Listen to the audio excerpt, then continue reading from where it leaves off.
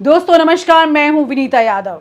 जिस तरह से तस्वीर जब से एग्जिट पोल आया है सामने आने लगी है, तमाम तरह के सवाल उठने लगे हैं। यहां पर बड़ा सवाल यह है कि एग्जिट पोल क्या वाकई में एग्जिट पोल है या फिर ये किसी और बड़ी चाल की बड़ी बिसात है। क्या वाकई में एग्जिट पोल पर विश्वास किया जा सकता है या फिर यही एग्जिट पोल हमेशा की तरह चुनाव के परिणाम आने से पहले एक बड़ा हथियार है। मैं ऐसा इसलिए कह रही हूं, कुछ इसी तरह से पहले कुछ राज्यों में भी हुआ। राज्य की जमीन की तस्वीर कुछ और कह रही थी, लेकिन जब चुनाव के परिणाम आए और उससे पहले एग्जिट पोल आया तो सब कुछ बदला सा दिखाई दिया। एग्जिट पोल क्या वाकई में विश्वास लायक बचा है? क्योंकि आज की तारीख में करोड़ों जनता अब एग्जिट पोल को देखना नहीं चाहती है। जब से कल एग्जिट पोल आया है, लोग चैन से सो नहीं पा रहे हैं। जगह जगह पर लोगों में बेचैनी है। नेताओं में नहीं, मैं वोटर्स की बात कर रही हूँ। नेता इस वक्त अपनी आखिरी साख बचाने की तैयारी कर रहे हैं। खास तौर से बात करें तो इंडिया गठबंधन के नेता साख इसलिए बचाने की तैयारी कर रहे हैं क्योंकि उनके पास जो रिपोर्ट आ रही थी और जिसके आधार पर मल्लिकार्जुन खड़गे ने 295 सीटों का ऐलान भी कर दिया था कि गठबंधन जीतने जा रहा है इतनी सीटें, वो दरअसल पूरा कैलकुलेशन अब डगमगा गया है। किसके आधार पर?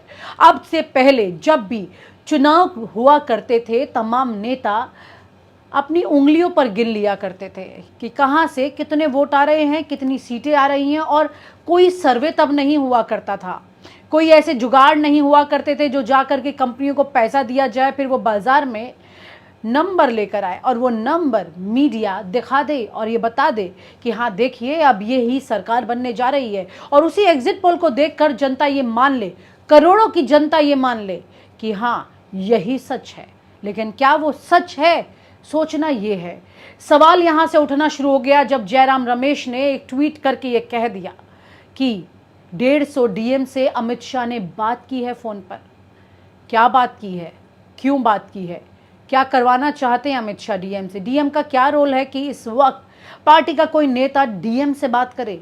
जी, इस वक्त केंद्र में सरकार जो जा रही है या फिर से आ रही है या फिर जा करके नहीं आ रही है, कोई भी समीकरण देखिए, लेकिन इस वक्त बीजेपी वहां पर है और बीजेपी के पास तमाम अधिकारियों की लगाम उनके हाथ में है। पिछले 10 साल से लगातार केंद्र में बीजेपी है। एक एक अधिकारी पर उनकी कड़ी नजर है। अब ये अधिकारी दबी कुचली जबान में कुछ ना कुछ कहते दिखाई देते हैं। यहां तक कि अब तो कुछ ऐसे वीडियो आ गए हैं कि वोटर भी खुलकर नहीं बोल पाता है कि वो किसको वोट देने जा रहा है। वो भी धीरे धीरे बोलता है कि मैं वोट किसको दूंगा लेकिन बता नहीं सकता हूं। ऐसे तमाम वीडियो हमारे सामने आए हैं।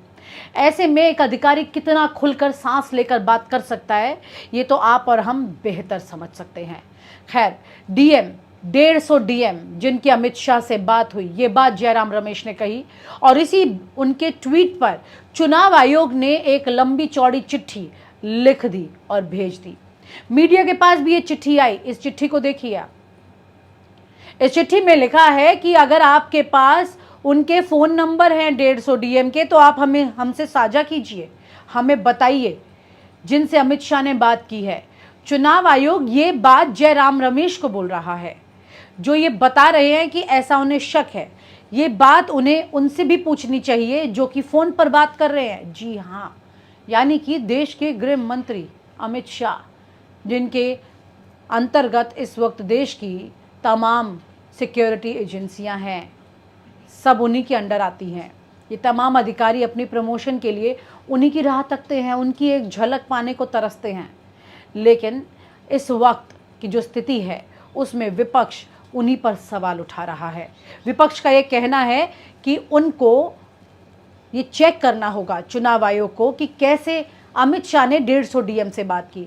741 डीएम इस पूरे देश में है, 741 जिलाधिकारी। अगर उनमें से 150 से बात की है तो आप ये मानकर चलिए कि खेला हो सकता है।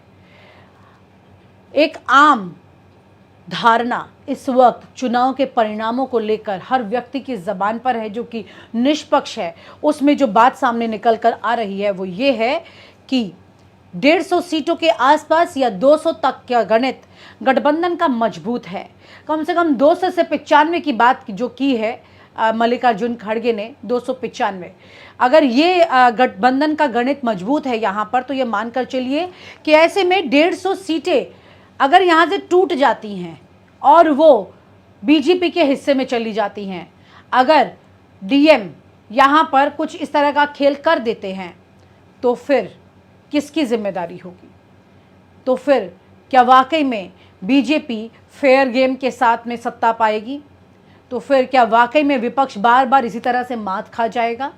और जो लोग विपक्ष को वोट दे रहे हैं अभी तक, वो भी अच्छे खासी तादाद में हैं। आपने और हमने देखा था 2022 में भी कुछ इसी तरह की तस्वीर थी। समाजवादी पार्टी का हिस्टोरिकल वोट परसेंटेज सामने आया था। वहीं पर योगी आदित्यनाथ को जो मैंडेट मिला था, लोगों ने उस पर सवाल उठाए थे। तमाम तरह के बूथ पर निगरानी की गई थी, ईवीएम पर नजर रखी जा रही थी, लेकिन अब नजर रखी जा रही है डीएम पर। ईवीएम नहीं, डीएम। अखिलेश यादव राष्ट्र अध्यक्ष समाजवादी पार्टी के, उनका भी ये कहना है कि अब ईवीएम पर नहीं, डीएम पर नजर रखिए। यानी कि सारा खेला जो है वो डीएम के इर्द गिर्द है। ईवीएम भी तो डीएम के पास ही कंट्रोल में रहती है। ये पूरा कुछ जो कुछ हो रहा है उसमें डीएम का रोल बड़ा है। अगर ऐसे में डीएम पर नजर रखी जाती है और वहां की कुछ पोल खुल जाती है, लेकिन ये किस तादाद तक हो सकेगा, सवाल ये है। क्योंकि जितने भी सिक्योरिटी पर्सनल हैं जो कि केंद्र सरकार के अंतर्गत हैं, जिनके बॉसेस हैं, जो बड़े अधिकारी जो हैं, वो सब इस वक्त अमित शाह के अंतर्गत हैं। ये मानकर चलिए कि चुनाव आयोग की जिम्मेदारी इस वक्त है उन सबको आदेश देना, लेकिन यहाँ पर आदेश उनकी जगह कहीं और से भी हो सकते हैं। ये प्रोसेस में, प्रोटोकॉल में चुनाव जिन दिनों है, जब तक कि अनाउंस नहीं हो जाता है, तब तक इस बीच में चुनाव आयोग के हाथ में पूरी ताकत होती है। लेकिन चुनाव आयोग तो खुद जयराम रमेश से डीएम के नंबर मांग रहा है। यहाँ पर एक बार कम से कम इतना बड़ा सवाल विपक्षी पार्टी के बड़े नेता ने अगर खड़ा किया है, तो ये मानकर तो चलिए कि एक बार तो अमित शाह के फोन कॉल की जांच होनी चाहिए थी। कितने लोगों से कब कहां क्या बात हुई, इस मामले को लेकर के कुछ तो उछाल होना चाहिए था। जब तक सुप्रीम कोर्ट तक के विपक्षी दल इसको लेकर पहुंचेगा, बड़ी इन्वेस्टिगेटिव एजेंसीज का इसमें दखल देने की बात करेगा, तब तक चुनाव निपट चुका होगा, शपथ हो चुकी होगी, कुछ भी नहीं हो सकेगा। और उसके बाद जो भी जांच इस मामले की करेंगे वो सब सरकार के अंतर्गत होंगे। यानी कि कुल मिलाकर के इस वक्त जो भी खेला हो रहा है, एक बहुत अच्छी समझदार सोची समझी रणनीति है। और ये सोची समझी रणनीति बीजेपी की है। हर बार एक नए तरीके से बीजेपी बहुत खूबसूरती से ये खेल कर जाती है और यहाँ पर विपक्ष तकता रह जाता है। या तो विपक्ष को बीजेपी की चाल से अपनी चाल मिलाकर चलना होगा, नहीं तो इसी तरह से मात खाते रहना पड़ेगा। कम से कम इस वक्त जब बात कर रहे हैं हम 150 डीएम की, जब बात कर रहे हैं 741 में से 150 डीएम की, तो उनका एक अहम रोल है, खास तौर से उन सीटों पर जहां पर क्लोज मार्जिन में जीत या हार हो सकती है। कुछ इसी तरह से उत्तर प्रदेश के विधानसभा चुनाव में हुआ था, अगर आपको याद हो। बहुत सारी सीटें ऐसी थी जहां पर सिर्फ 2000, 10,000, 5,000 के गैप से जीत या हार दर्ज हुई थी। इतना ही अंतर था, इससे ज्यादा नहीं। ऐसी ही सीटें आज की तारीख में इस देश में 543 सीटों में से लगभग 150 सीटें ऐसी हैं जहां पर बहुत अच्छी खासी टक्कर की लड़ाई चल रही है। टक्कर की लड़ाई में एक तरफा होने के लिए बीजेपी इस तरह के साम दाम दंड का इस्तेमाल करती है, तो फिर आप ये मानकर चलिए अगर उन्होंने ऐसा कुछ किया है तो बीजेपी के लिए 400 पार होना बहुत आसान होगा। वहीं पर अगर यहां पर बात करें विपक्ष की, विपक्ष इस 150 सीटों को किसी तरह से फेयर ट्रांसपेरेंट सिस्टम के तहत चुनाव का परिणाम निकलवा लेता है, तो यहां पर एक अच्छा अंतर दोनों के बीच में दिखाई दे सकता है। सर्वे भले ही टीवी चैनल पर बड़े नंबर्स दिखा रहे हो, लेकिन क्या वाकई में आप लंबे वक्त तक इन्हीं सर्वेस के परिणाम को देखकर तसल्ली करके अपने घर में कुर्सी पर बैठ सकते हैं? क्या वाकई में आपके दिल में यह सवाल नहीं आएगा कि जो भी परिणाम निकल कर आ रहे हैं वो पूरी तरह से पारदर्शी होने चाहिए? चाहे बीजेपी देश में 500 सीटें ले जाए, लेकिन पारदर्शी होनी चाहिए। ऐसी तस्वीर जब सामने आती है जिसमें कहीं ना कहीं कुछ ना कुछ गलत दिखाई दे रहा होता है, उस वक्त अपने मन को टटोलना बहुत ज़्यादा ज़रूरी है। क्या वाकई में हमारे देश में इस वक्त फेयर इलेक्शन हो रहा है? लोकतंत्र की सबसे बड़ी खूबसूरती यही है कि यहाँ पर सब कुछ पारदर्शी होता है। कहाँ से आ रहा है, कहाँ जा रहा है, ये पता होना चाहिए। आपको याद होगा कोरोना के दौरान पीएम केयर फंड जब बनाया गया था, उसका पैसा कहां से आया था ये तो पता था, लेकिन कहां गया, किसके पास गया, ये तस्वीर साफ करने में सबके पसीने छूट गए। आखिरकार ये योजनाओं में पैसा इस्तेमाल किया गया, इस तरह की तमाम तरह की तस्वीर सामने आने लगी। बड़ा सवाल ये है कि इस वक्त बीजेपी की भी एक बड़ी जिम्मेदारी है। वो कितने लंबे वक्त तक सत्ता में रहना चाहे रहे, लेकिन पारदर्शी जरूर रहे। कुछ भी गलत तरीके से जीते हुए चुनाव के आधार पर अगर वो कुर्सी पर रहती है तो बहुत लंबे वक्त तक वो उन परिस्थितियों को नजरअंदाज नहीं कर पाएगी जब देश की जनता एक अराजकता में तब्दील हो जाएगी। और ऐसा मैं नहीं कह रही हूँ, तमाम तरह की आप इतिहास की किताबें निकालिए, आप राजनीति की किताबें निकालिए, पॉलिटिकल साइंस आपने पढ़ा होगा, सब किताबें आप निकालिए, उसे खंगालिए, उसे पढ़िए और समझिए कि जब भी किसी देश में इस तरह की परिस्थितियां सामने आई हैं तो जनता एक वक्त के बाद में खुद ही अराजकता की स्थिति में आ जाती है, जो कि सबसे बुरी स्थिति है। हाल ही में ऐसी स्थिति इजराइल में भी देखने को मिली थी।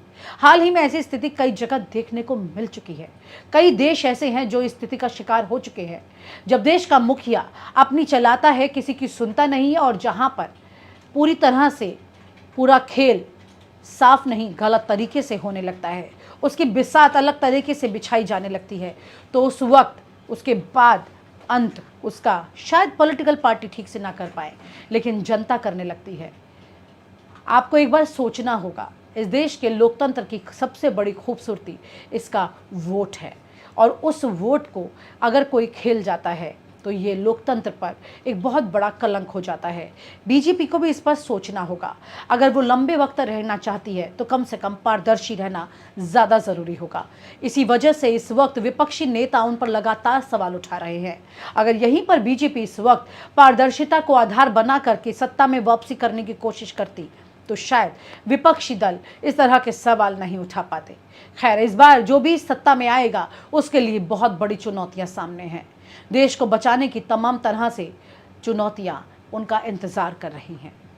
और आप हमसे जुड़े रहने के लिए सब्सक्राइब करें YouTube पर, फॉलो करें Twitter पर और लाइक करें Facebook पर। और ज्यादा जानकारी के लिए आपको